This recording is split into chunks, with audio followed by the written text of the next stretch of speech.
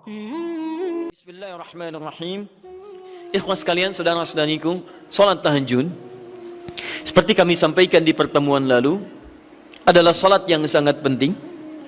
Ingat, kalau di pertemuan lalu kami sampaikan 4 keutamaan tahajud, hari ini saya tambahkan 2 dan 3 yang lain langsung dari Al-Quran.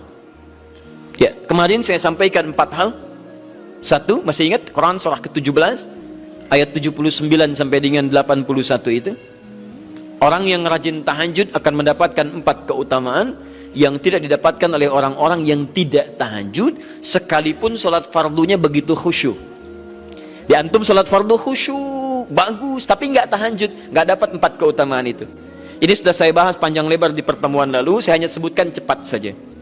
1, Allah akan mengangkat karir, pekerjaan atau aktivitasnya di tempat yang terbaik.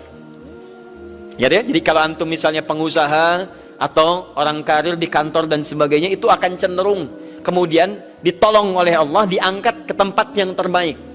Terbaik itu tidak harus puncak yang paling tinggi, direktur, tidak misalnya, tapi tempat yang bisa membuat nyaman hidup Anda, sholat bisa nyaman, bergaul juga nyaman, dan tenang kehidupannya. Mungkin level Anda nggak sampai puncak ya direktur utama, mungkin direktur 1, 2 gitu ya, tapi Anda dijauhkan dari hal-hal yang maksiat, dijauhkan. Sholatnya enak, punya ruangan nyaman dan sebagainya. 2, Allah akan bimbing setiap ahli tahajud. Allah akan bimbing sehingga menjalani awal pekerjaannya dengan begitu mudah. Wa rabbi adkhilni mudkhala sidq. Ya Allah, tolong bimbing saya supaya mengawali pekerjaan dengan cara yang benar. 3, awas hati-hati. Anda memang posisi tinggi, sekarang dapat proyek. Apakah setiap yang dapat proyek menjalani pekerjaannya dengan benar? Belum tentu. Jangan tinggi-tinggilah. Maaf ya, apakah orang tua yang sekarang menyekolahkan anaknya ke tempat belajar menjalani awalnya dengan benar? Hati-hati ya Bu ya, Pak. Bapak Ibu menyekolahkan anak dengan awal yang salah, maka memberikan jalan keburukan ketika dia belajar. Saya katakan, jangan pernah Anda masukkan anak Anda ke sekolah dengan menyogok. Bayar sekian supaya masuk, menyalahi aturan. Kalau awalnya sudah salah, bagaimana anak Anda bisa belajar dengan benar? Mustahil mendapatkan sesuatu yang tidak baik. Yang baik itu mustahil didapatkan. 3, wa akhrijni mukhrajas sidqin. Allah berikan jalan keluar terbaik dari persoalan yang dirasakan. Di ahli tahajud itu setiap punya masalah, bukan nggak dapat masalah ya, bukan tidak bermasalah hidupnya. Dia mendapat ujian juga. Cuman sebelum diuji, diringankan masalahnya. Sehingga seakan-akan nggak punya masalah. Padahal sama dengan yang lain. Cuma saat akan dia lalui, Allah ringankan persoalannya sehingga mudah dilalui. Dan yang keempat ini yang hebat. Ya, waj'alni min ladunka sultanan nasira.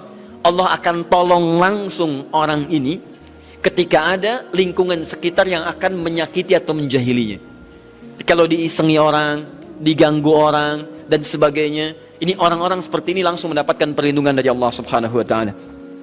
Ada satu kali, ini kisah nyata, seorang saleh, ahli tahajud, sampai saking ahli tahajudnya tidak ingin meninggalkan kebiasaan ini. Ini sangat nyata kisahnya dan tidak mengarang. Satu kali Pak, kemudian malam-malam dia perjalanan dengan rombongan. Begitu perjalanan, orang-orang tidur, sampai dia mengendap-endap, kebiasaannya tidak ingin diketahui oleh orang lain. Satu malam kemudian, dia bangun setelah orang lain tidur, masuk dia sedikit ke area sedikit ada dalam hutan. Begitu sedang menunaikan sholat, dia duga kemudian tidak ada orang lain yang melihatnya. Ternyata ada satu orang atau beberapa yang kemudian tergerak, mendengar suara dan menyaksikan kebiasaan dia. Anda tahu apa yang terjadi? Dan inilah yang disampaikan oleh orang-orang yang melihat itu. Begitu sedang sholat, teman-teman sekalian, tiba-tiba baru bertakbir malamnya, lompatlah dikisahkan seekor harimau di depannya, dalam keadaan yang sudah lapar. Saya mau tanya pada Bapak Ibu, begitu sholat misalnya Allahu Akbar, tiba-tiba samping ada harimau, wow, apa yang dilakukan? Kabur. Udah gak panjang pikirnya, kabur ya kan? Tapi sekarang lihat apa yang beliau sampaikan.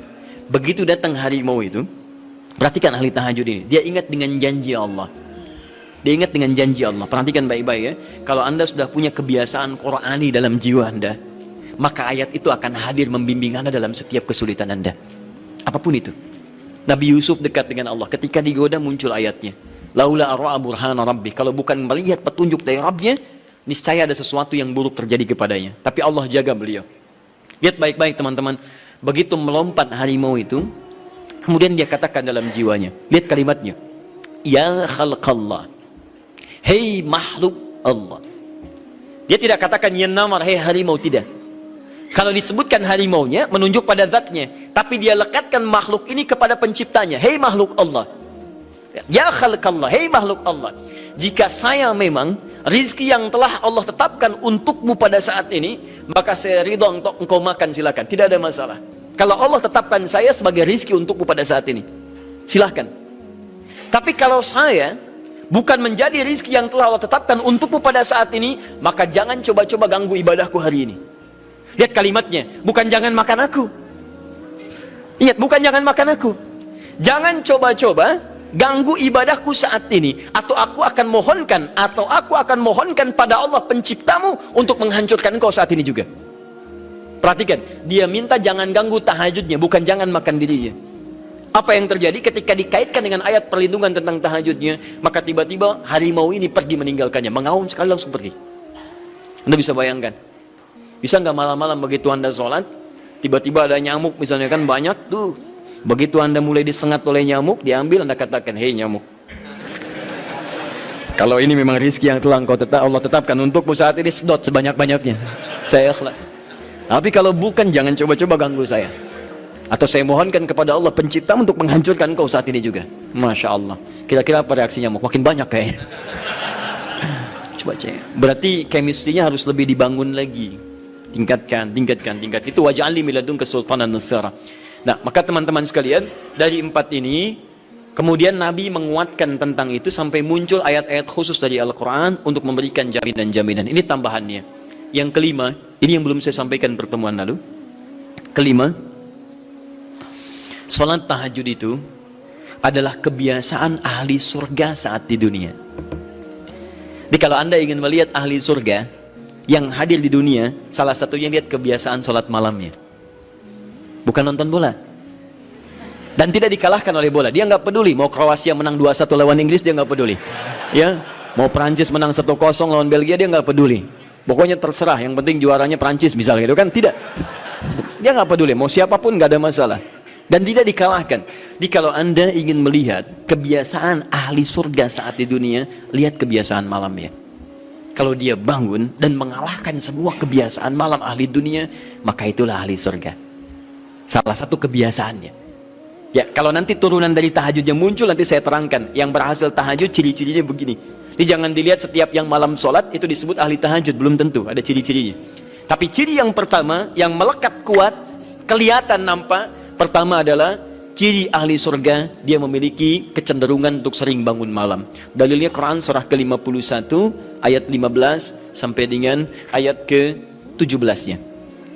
Innal muttaqina fi jannatin wa 'uyun, sungguh di antara orang takwa itu nanti akan ada yang mendapatkan hadiah taman surga.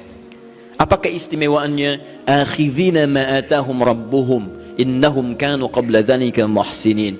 Sungguh kebiasaan mereka itu saat di surga, keutamaan surga, taman surga ini, mereka akan langsung mendapatkan semua kenikmatannya dari Allah langsung. Kalau surga lain diberikan lewildanun mukhalladun, pelayan surga. Di kalau antum ikhwan oleh bidadari surga, yang akhwat oleh pangeran-pangeran surga. Ganteng cantiknya nggak usah dibayangkan, tak terlukiskan. Ada hurun in, ada seperti mutiara, ada seperti berlian, oh, indah sekali. Dan kata Nabi, mala ainan ra'at wala udhunun sami'at wala khatara ala qalbi bashar. Ya, gak pernah dilihat di bumi.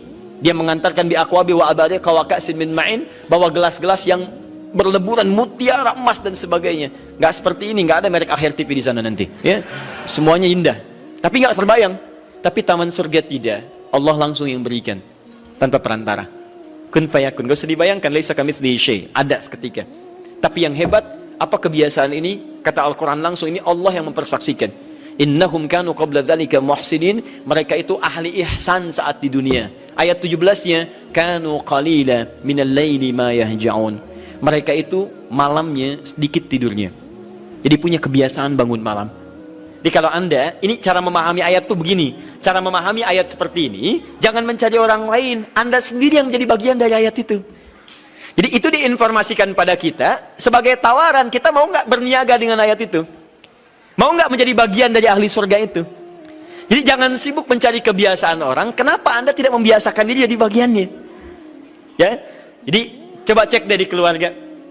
Ada nggak sudah jadi bagian dari ahli surga di keluarga Anda? Sekarang pulang ke rumah, coba lihat dari sekian orang yang ada di rumah berapa yang bangun? Mula-mula cuma 2 orang menikah suami istri belum bangun.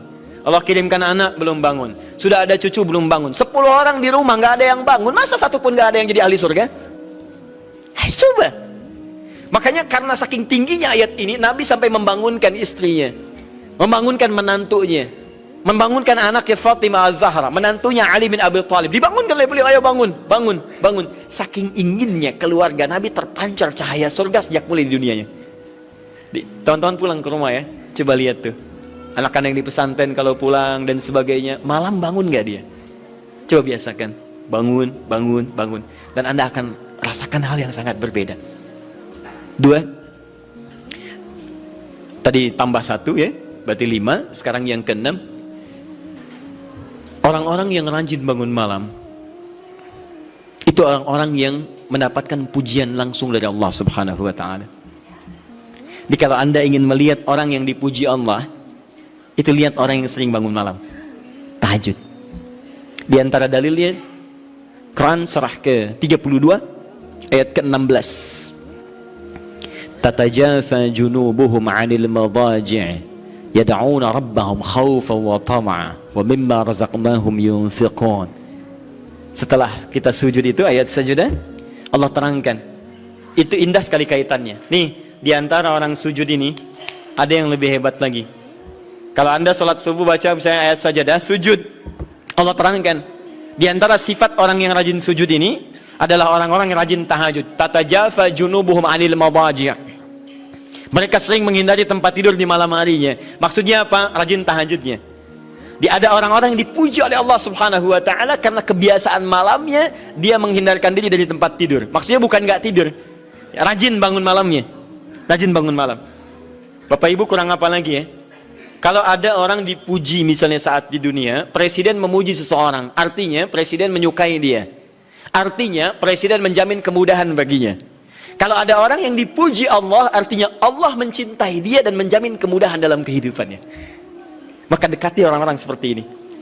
Saya sarankan kalau antum punya teman, ikhwan sekalian, sedang mabit misalnya atau tugas dinas keluar, tiba-tiba tengah malam di hotel dia bangun sholat, itu teman terbaik Anda.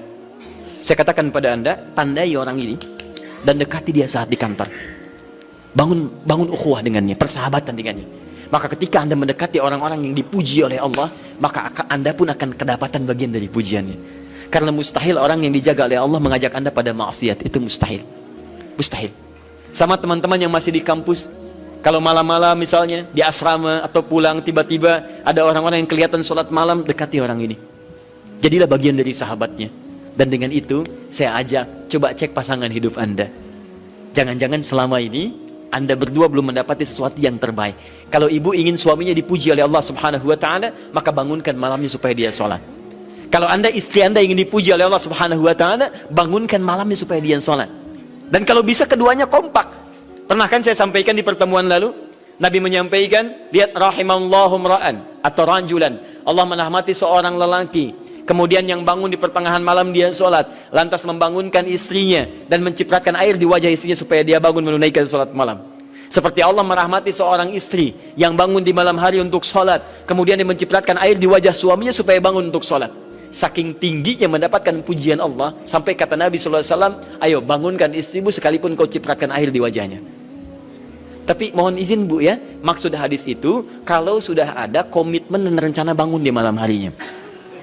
Ingat ya, bukan ibu ngaji sekarang suami nggak hadir, terus dengar itu terus nggak punya rencana. Aduh, saya pengen suami dipuji Allah, masya Allah, malam-malam segayung Pak.